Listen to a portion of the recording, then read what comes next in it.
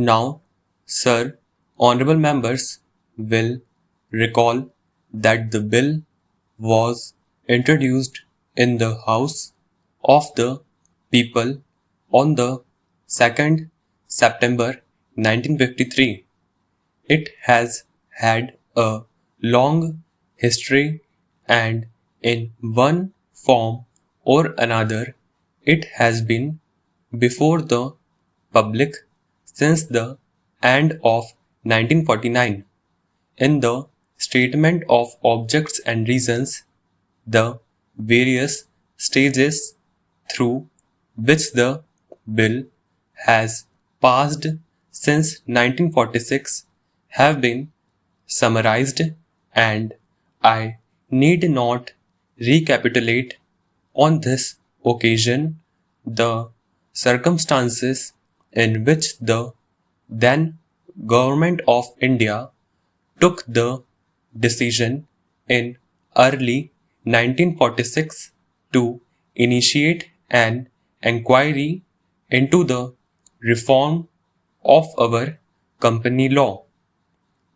I would remind honorable members that between 1946 and 1948, the entire field of company law was carefully reviewed by two distinguished company lawyers who were appointed to recommend the board lines on which the present act should be revised.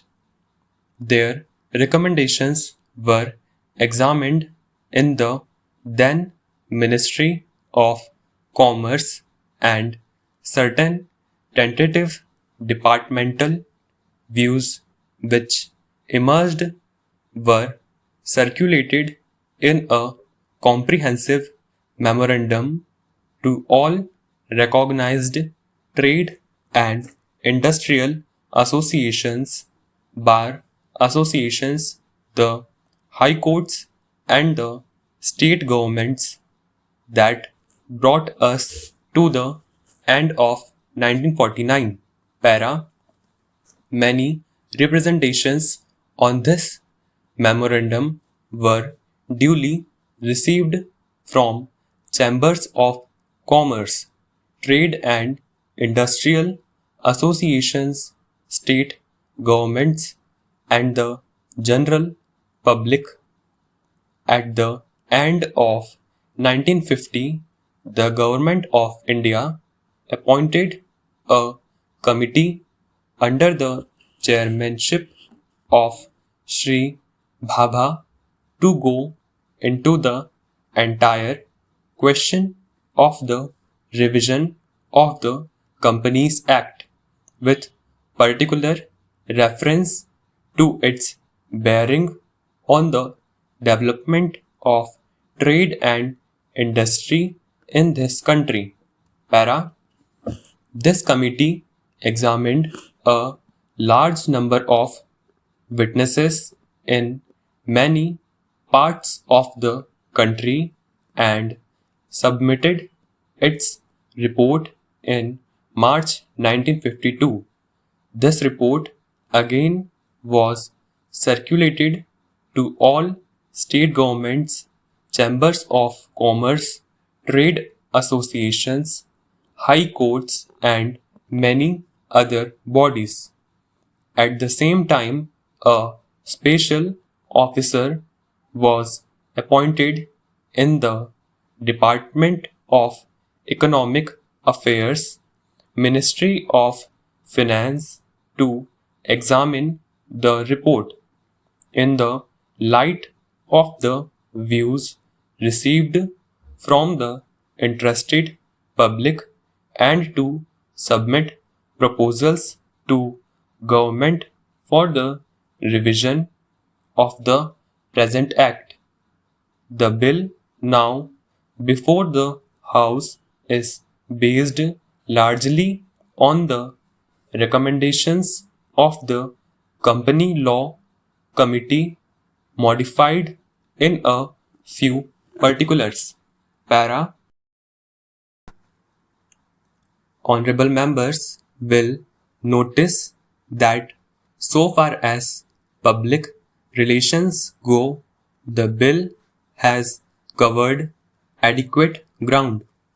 In a measure like the Companies Bill, however, which covers the entire field of the operation of joint stock companies, the limits of consultation and discussion can never be exhausted, and I would like to inform honorable members that although the bill was introduced in Parliament over 7 months ago, our officers have been engaged throughout the period in further studies and informal discussion with the interests concerned, and on occasions I have also